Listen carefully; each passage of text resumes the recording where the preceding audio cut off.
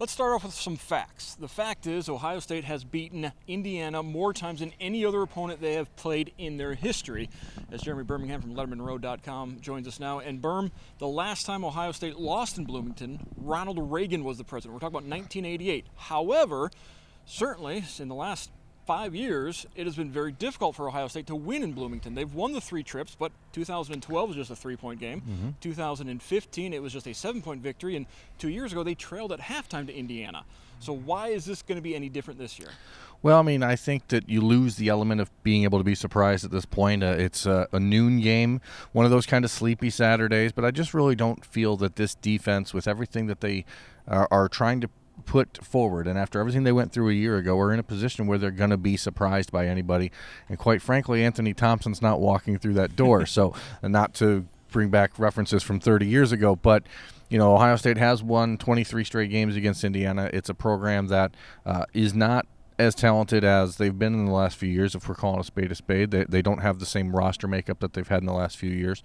Yes, they have a talented young quarterback, but I don't think that what Ohio State does is going to be challenged too much by what Indiana does. So obviously it's a big game for Tom Allen and his staff. You always want these marquee games against programs like Ohio State to be sort of the Super Bowl for your program. I'm sure they will have a ton of recruits in attendance and try to pump it up there as much as they can. But in some way that I think works against you in a way when you're playing against a program like Ohio State, because they can't be surprised. They're not going to walk in there and go, oh, well, we didn't know you guys were trying to win this game. So I think that obviously the Buckeyes are aware of what's happened at Iowa and at Purdue in the last couple of years, and these sort of games are just not going to have the same mental lapse that they've suffered the last 2 years. Well, and I think we're going to have this discussion every time Ohio State goes on the road this year is why won't this be like Iowa? Why won't this be like Purdue?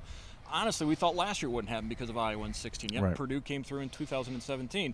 You look at Ohio State's road schedule this year, trip to Nebraska, trip to Michigan, trip to Rutgers, the trip to Northwestern, the trip to Indiana. On the surface, Indiana is the one that kind of fits that same template of the Iowa and Purdue losses.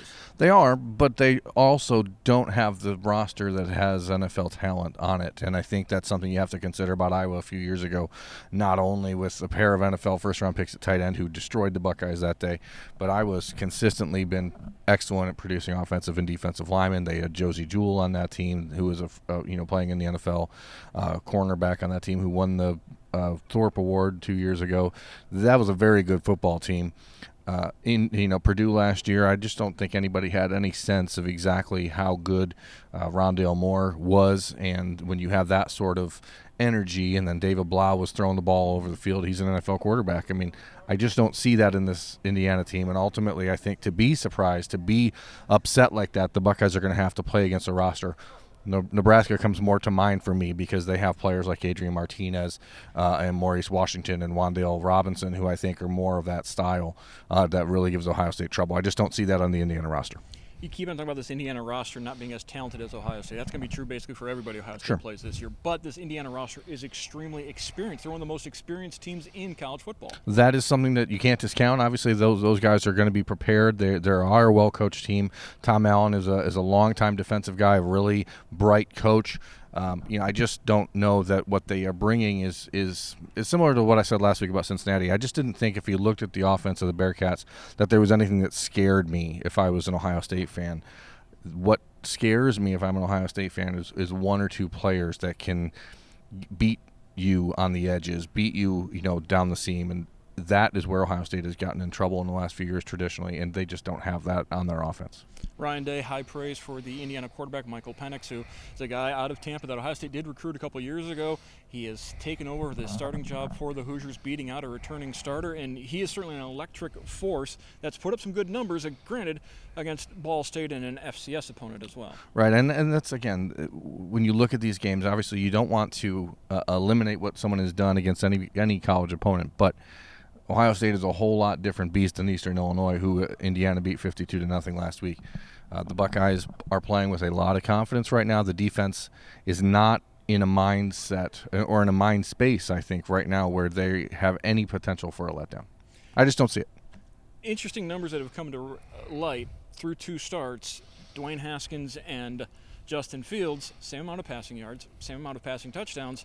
Dwayne Haskins 1 interception. Justin Fields yet to throw an interception. Yeah, it's pretty wild, isn't it? I mean, when you're talking about the offense is going to change, but it hasn't changed that much. Obviously, Justin has the ability to score, a couple of times with his feet, but ultimately, and Ryan Day said it over and over in the last 2 years, the Ohio State offense is the Ohio State offense. As long as they have time to throw the football, as long as they have receivers who can catch the football, they are going to pass the football to Ohio State.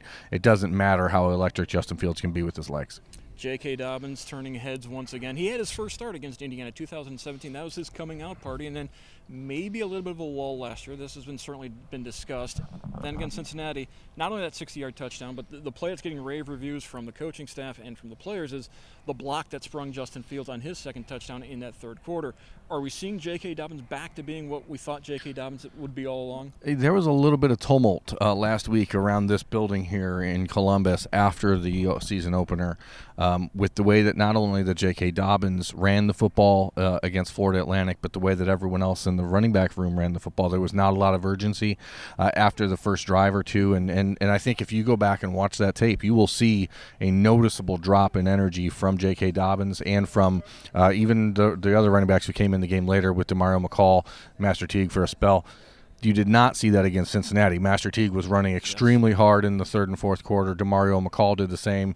J.K. Dobbins stayed mentally engaged. He was obviously, as you said, had a big day, 17 carries for 141 yards, including a 60-yard touchdown, which is that play he'd been waiting on all last year, just kind of he'd hit a hole and then get tripped up at the last minute, and I think it meant a lot to him to finally put one of those on the board.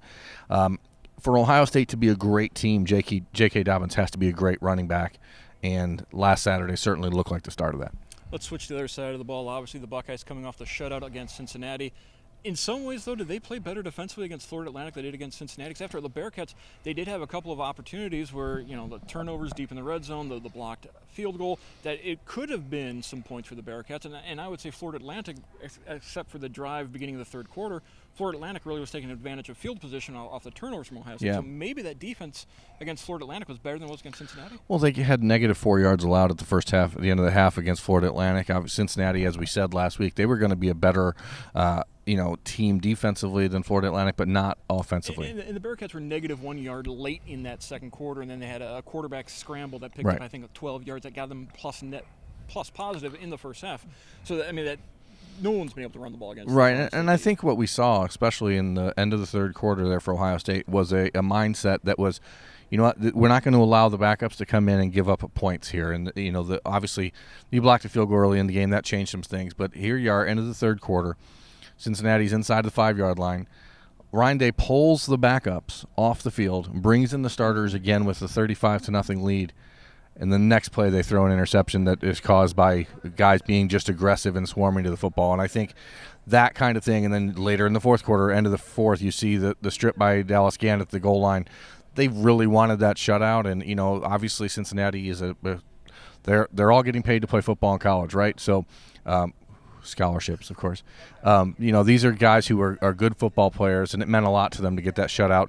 And, again, as we talked about a week ago, when you can have that sort of outcome but still have things to work on, that is a real big plus. And not to defy what I just said, you also take a look at the fact that Sean Wade had a strip sack that if they would have covered that fumble, sure, been Ohio State's ball deep in Cincinnati territory. Chase Young had a potential pick six that he dropped as well. Like 2 plays later. Yeah, so that defense really was doing a better job perhaps forcing turnovers. They did get the 2 turnovers, so defense against Bearcats, you really can't complain about what they did. No, you win a game 42-0 against a pretty good football team, and I think Cincinnati's a team that will finish in the top 25 by the end of the season. That's a type of barometer game where you can see, okay, this is where we're going, and now you have to finish it and round it, bring it back for Indiana, and I think that the Buckeyes are ready for that. I think we teased this a couple of weeks ago how Ryan Day is a little bit of a mixture of Urban Meyer and Jim Tressel on the recruiting front, and one of the ways we're seeing that is the way he's locking up the state of Ohio. You look at 2021. Earlier today, Ohio State picking up a big verbal from a linebacker out of Ironton. Yeah, his name is Reed Carrico. He's the country's top-ranked inside linebacker. He's from Ironton High School.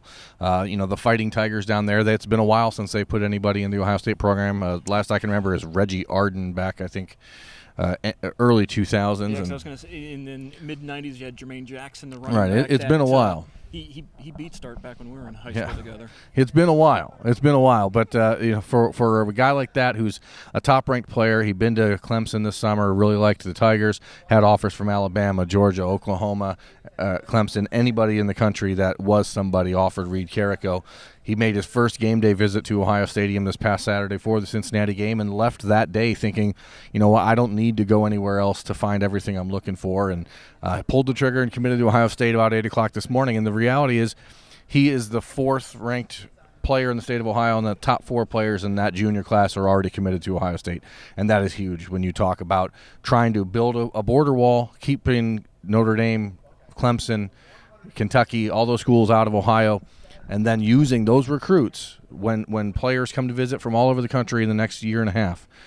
You're going to have that core group on campus, and that is a major, major win when it comes to just establishing rapport and winning the relationship battle. One other recruiting topic I want to touch on, against Cincinnati, we saw Paris Johnson on the sidelines for Ohio State. Mm-hmm. Nothing to be concerned about there, even though he's a Cincinnati kid. He is 100% Ohio State. Yeah, I mean, he was one of 7 different Ohio State commitments in the house that day. 5 of them were from Cincinnati. So when you talk about Paris Johnson and Darion Henry and Jake Seibert, Joe Royer, Jacob James, all those guys made the trip up. And what I thought was really cool was actually that the Buckeyes recruiting staff allowed Jaheim Thomas, who is a teammate of Paris Johnson and Darion Henry's at Cincinnati Princeton High School, but he's committed to Cincinnati.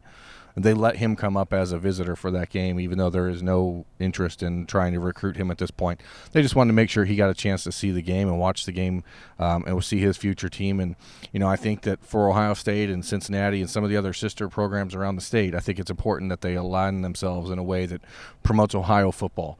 And I think that was a really good decision by Ryan Day, Mark Pantoni, and the rest of the Ohio State recruiting staff. And we'll see if that pays off in the end, because there's no reason for in-state programs.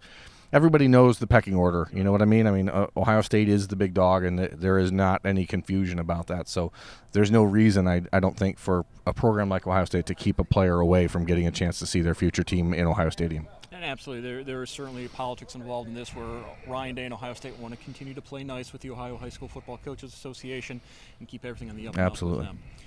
Buckeyes and Hoosiers, noon kickoff in Bloomington. Jeremy Birmingham from LettermanRoad.com. Thank you for joining us. No problem. See you.